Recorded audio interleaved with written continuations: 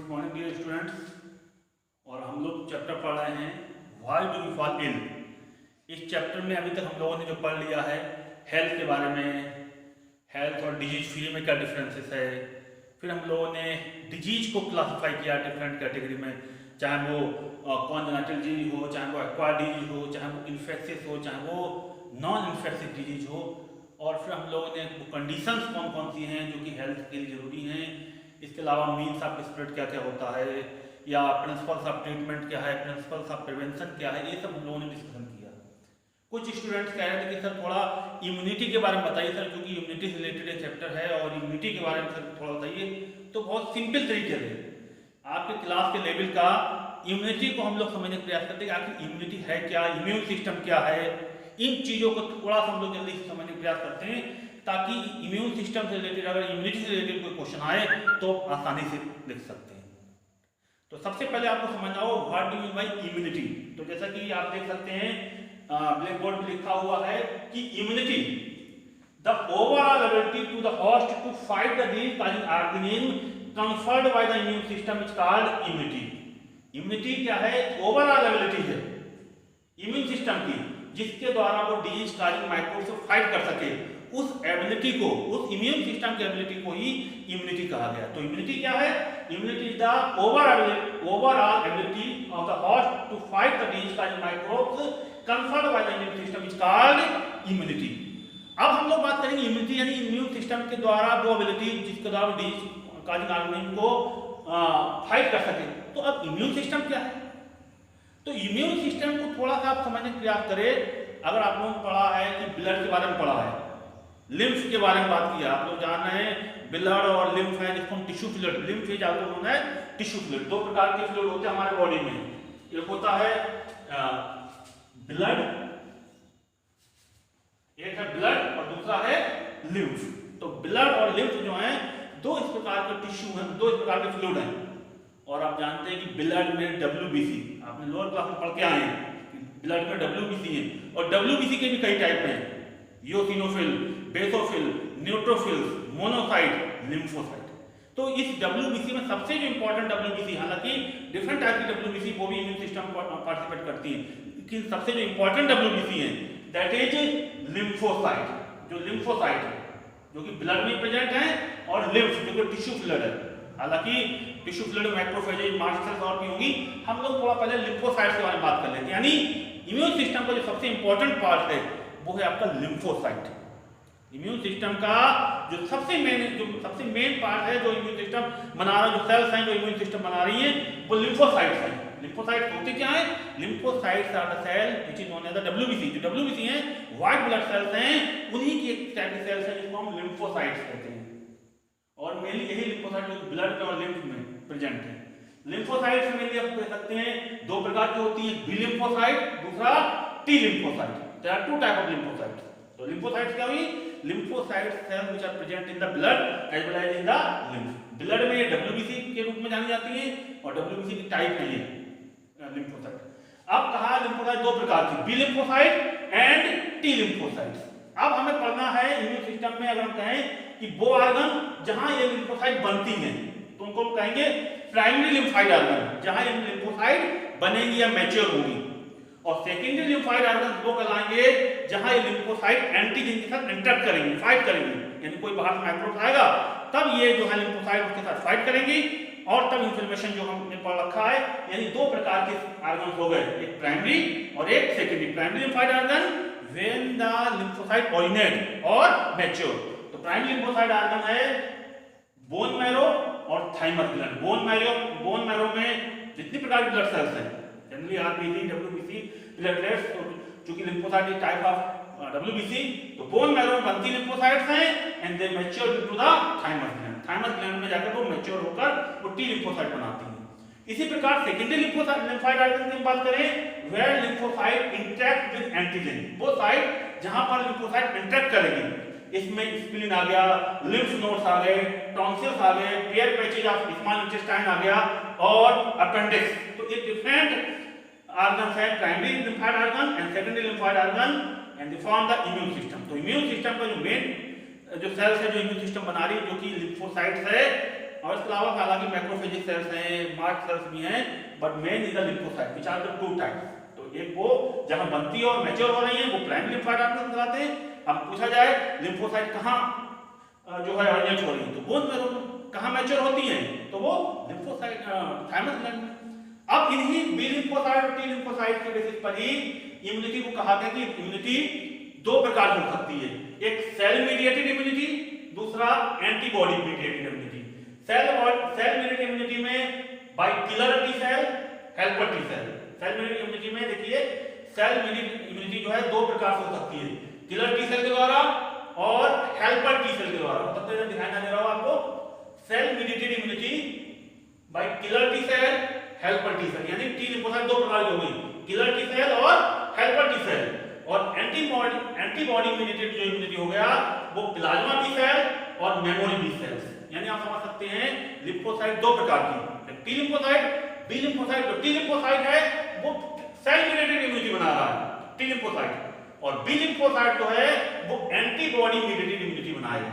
आपको समझना है, जो टी लिम्फोसाइट है it form the cell mediated immunity and B lymphocyte is from the antibody mediated immunity। कैसे होता है थोड़ा डायग्राम इसको समझ सकते हैं, सिंपल सा है। जनरली आपने पढ़ा है, ये डायग्राम दे रखा है बोन मैरो। बोन मैरो में लिम्फोसाइट प्रोड्यूस हो रही है, बोन मैरो में लिम्फोसाइट प्रोड्यूस होंगी। लिम्फोसाइट टू प्रकार, टू टाइप्स। जो लिम्फोसाइट थाइमस ग्लैंड में जाएंगी, पहले तो प्री टी लिम्फोसाइट कहा गया, थाइमस ग्लैंड में जाकर मैच्योर होगी, तब इसको हम क्या कहेंगे, टी लिम्फोसाइट कहेंगे। ये T lymphocyte further CD8 plus T lymphocyte और CD4 प्लस लिम्फोसाइट में कन्वर्ट होता है। CD8 T lymphocyte killer T lymphocyte में कन्वर्ट हो जाएगा। ये सेल्स जो भी फॉरेन पार्टिकल्स हैं, एंटीजेंस हैं, पैथोजेंस हैं, उनको खुद किल करेगा। इसलिए इसको क्या कहा गया, सेल मीडिएटेड इम्यूनिटी कहा गया, क्योंकि सेल खुद किल कर रही है। और जो CD4 प्लस लिम्फोसाइट है हेल्पर टी सेल बनाएगा। आप देख सकते हैं ये जो बी लिम्फोसाइट है जो कि बोन मैरो से बन रही है, B lymphocyte plasma B cells बनाएगा और प्लाज्मा बी सेल्स एंटीबॉडी बनाएगा। एंटीबॉडी जो है प्रोटीन है जो कि अब पैथोजेंस को किल करेंगे। तो ये सेल मीडिएटेड इम्यूनिटी हो गया।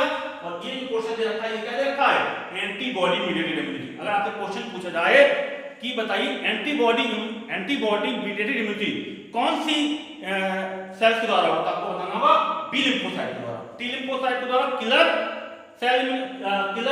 जो सेल इम्यूनिटी होता है, जबकि एंटीबॉडी इम्यूनिटी जो है वो बी लिम्फोसाइट के द्वारा होता है। यानी आप समझ सकते हैं there are two type of immunity on the basis of the lymphocyte. Lymphocyte के बेसिस पर इम्यूनिटी दो पार्ट में डिवाइड कर दी गई, एक सेल मीडिएटेड जो कि टी लिम्फोसाइट के द्वारा हो रहा है, और एक एंटीबॉडी मीडिएटेड जो कि बी लिम्फोसाइट के द्वारा हो रहा है। आप देख सकते हैं B lymphocyte form the plasma cell and plasma cell form the antibody are the protein which destroy the microbes या pathogens। और इसके अलावा मेमोरी बी सेल्स भी होती हैं, जो आप लोग पढ़ेंगे कि वैक्सीनेशन के समय जब कोई पैथोजन एंटर करता है तो बी सेल्स बनती हैं और मेमोरी बी सेल्स बनती हैं जो कि पैथोजन को रिकॉग्नाइज रखती, ताकि जब अगली बार पैथोजन एंटर करे तब को विग्रेसली उसके साथ फाइट कर सके। तो ये हम लोग बात किया। अब इम्यूनिटी आपकी बुक में एक और भी टाइप रहता है इम्यूनिटी का, उसको भी हम लोग समझ लें। और इसके अलावा इम्यूनिटी क्या है,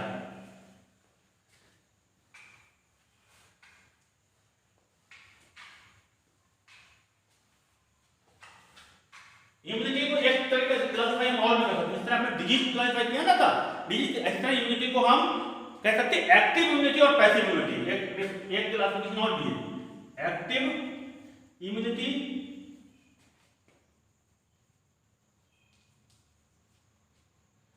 और पैसिव इम्यूनिटी।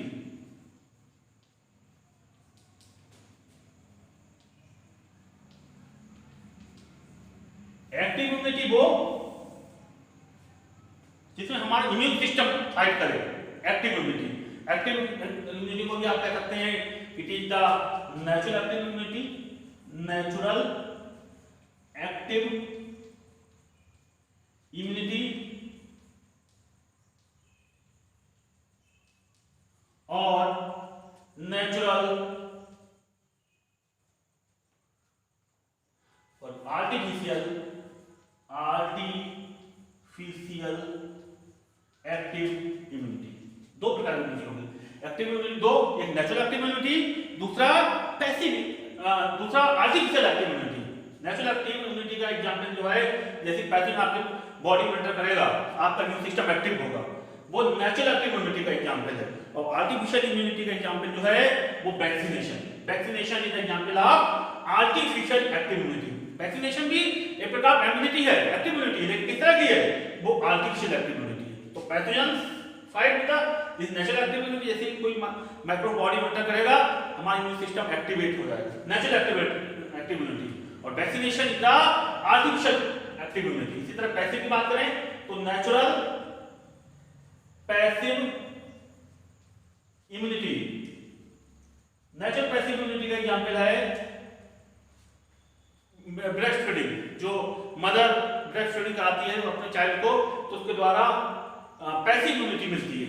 और अगर हम कहें आर्टिफिशियल